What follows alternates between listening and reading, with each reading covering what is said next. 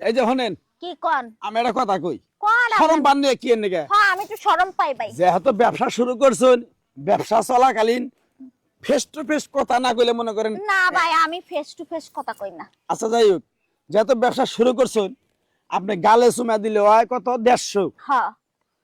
যেটা ঠোঁটে মানে লিপ কিস হ্যাঁ কাছের মহব্বতের হ্যাঁ ওই কিসটা কত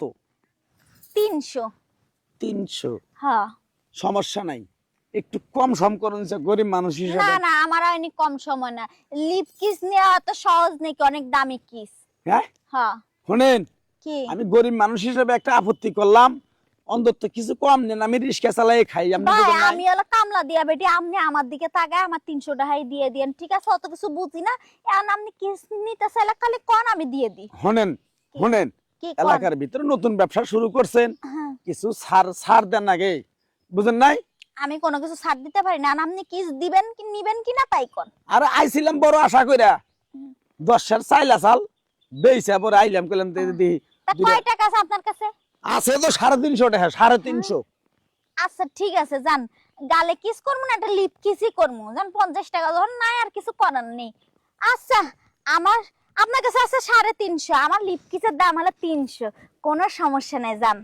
আচ্ছা ঠিক আছে শুনেন একটা কথা কই আপা কি যেহেতু মনে করেন আপনি শুরু করছেন হ্যাঁ যদি আজকের লিপ কিসে যদি মনে করেন আমি একটু মজা পাই হ্যাঁ আরেকদিন এলে কি একটু রেট কম বেশি সিগ্রিফাইস করন যাব কি হ্যাঁ স্যাক্রিফাইস করেন যাবো Sure? হ্যাঁ শিওর যে আজকে আইসি আশা করে হ্যাঁ গরিব মানুষ বুঝেন নাই হ্যাঁ সার্ভিসিং ভালো হলে তো আমি এলাকায় মনে করেন ডলবিটাই দিব আচ্ছা ঠিক যে আছে অমুকের বউ অমুক দিয়ে অমুকের ব্যবসা এরকম সুমাস আমি আচ্ছা ঠিক আছে খারাপ হবো কি না ভালো হইব আমি পুরো এলাকা ভাইরাল হয়ে যাবো সুমা ভাবি আচ্ছা তাহলে ভাবি